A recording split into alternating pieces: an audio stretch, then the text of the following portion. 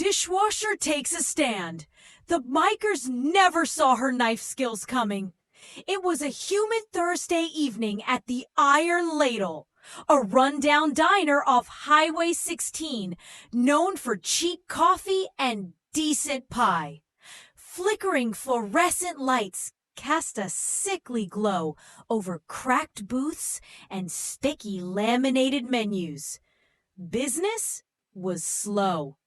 In the back, 29-year-old Ellie Torres scrubbed dried egg from a skillet and loaded it into the industrial washer. Ellie wasn't just the dishwasher. She was also the busser, backup cook, and unofficial repair tech. Quiet and wiry, she moved with mechanical precision. Scrub, rinse, stack. No one talked to Ellie, and that's how she liked it. Until the Iron Vultures arrived. A local biker gang with a bad reputation and worse hygiene stormed in. 6 of them, clad in leather and road dust, took over the center of the diner. Their leader, a thick-necked brute named Bruno, slapped the table hard enough to rattle the salt shaker. "We're hungry, sweetheart," he barked at Shannon, the waitress, "and don't take all night." From behind the sink, Ellie heard everything. The taunts, the crude jokes, the laughter when one of them tripped a teenager carrying a tray. Her knuckles whitened around the chef's knife she was drying, but she kept quiet.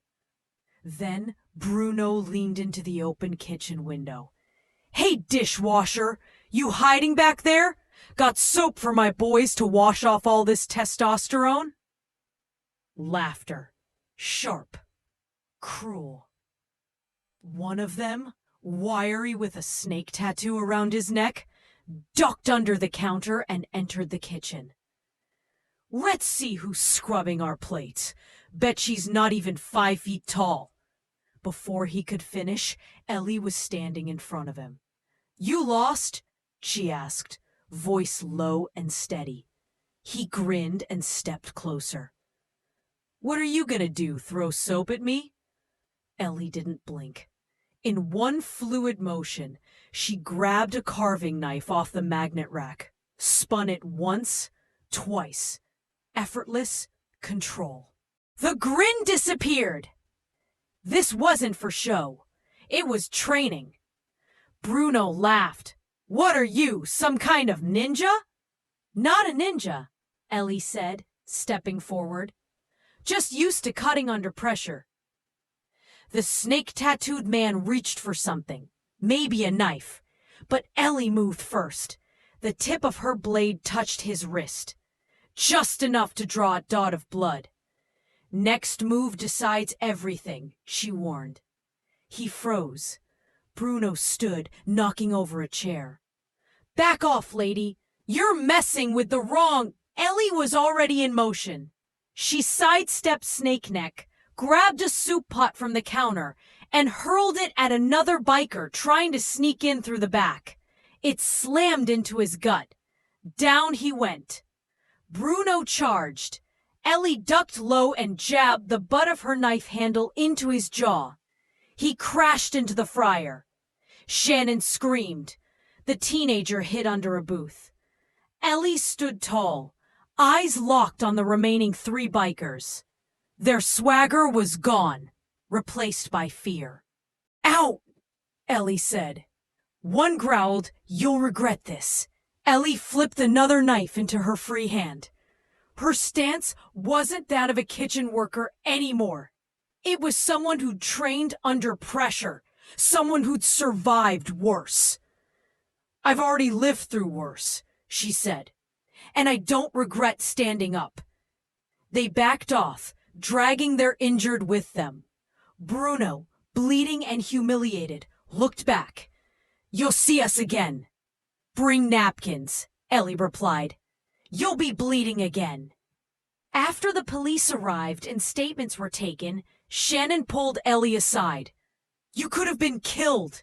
Where'd you learn that?" Ellie gave a small smile. Used to be a culinary instructor. Before that, Army Mess Hall, Afghanistan. Shannon blinked. So you're combat trained? Ellie nodded. I know my way around a knife. She returned to her station, turned on the washer, and went back to work.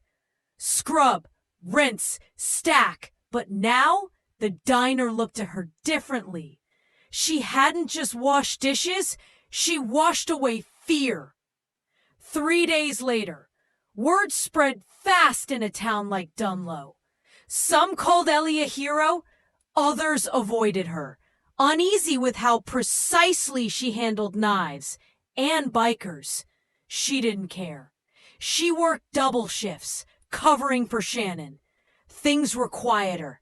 Customers were more polite, even Frank. The grumpy fry cook started saying please, but trouble wasn't gone. On Monday night, near closing, Ellie felt it. The low growl of engines. She peeked out the kitchen window. 8 bikes. They were back. Bruno stood in front, a bruise dark on his chin. He wasn't smiling. Ellie didn't panic. She unrolled her personal knife set. 6 blades, razor sharp. Chef's knife at her hip. Paring knife in her sleeve. Boning knife, her favorite, palmed carefully. They came in harder this time. Heavier boots, colder eyes. This wasn't about scaring anyone. This was revenge. Bruno sneered. You made us look weak. You are weak, Ellie said calmly. You just don't like being reminded. A larger man stepped forward, cement face, arms inked with prison tattoos. Let's take this outside, he growled. No, said a voice behind Ellie. Everyone turned. An older woman stood from a booth, pulling back her gray hoodie. Sharp eyes, strong posture. Retired Master Sergeant Donna Mays. You want to fight? She said, stepping beside Ellie. You're not leaving on your feet. Bruno laughed. What now? The waitstaff has backup? Ellie nodded to Donna. You followed me here. I was 2 booths over last time. Figured I'd stick around. You've got form, Torres. So do you, Sergeant. Bruno snapped. That's it. Take 'em. 2 men lunged. Ellie ducked, swept one's knee with a mop handle, jabbed her elbow into his chest. He dropped. Donna didn't flinch. She hurled another into the pie case. Glass shattered. Cherry filling exploded.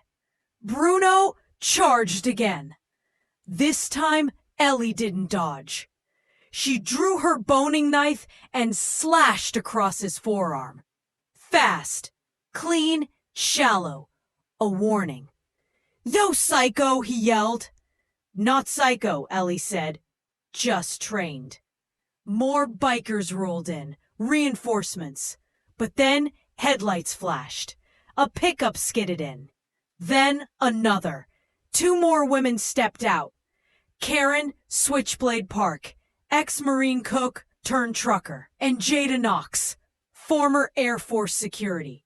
Ellie blinked. How? Donna smirked. Might have posted something on the Veteran Sisters Network. Now, the Iron Vultures were surrounded, not by locals, but by warriors. Women with calloused hands and no patience for bullies. Jada stepped forward. Still want to pick on dishwashers? One biker ran. The others followed. Bruno was last. You'll regret this, he growled. Ellie cleaned her blade. You keep saying that. You just keep regretting it later. Later that night, the mess cleaned, adrenaline gone. Ellie sat at the counter with Donna, Karen, and Jada. The coffee was burnt, but the laughter was real. I didn't think I'd find backup in a diner, Ellie said. Donna raised her mug. Doesn't matter where we are or what we wear. Once a warrior, always a warrior. Ellie nodded. In a world that overlooked dishwashers, cooks, and waitresses, they'd made one thing clear. They weren't just women with jobs. They were women with history, and the Iron Vultures wouldn't forget it.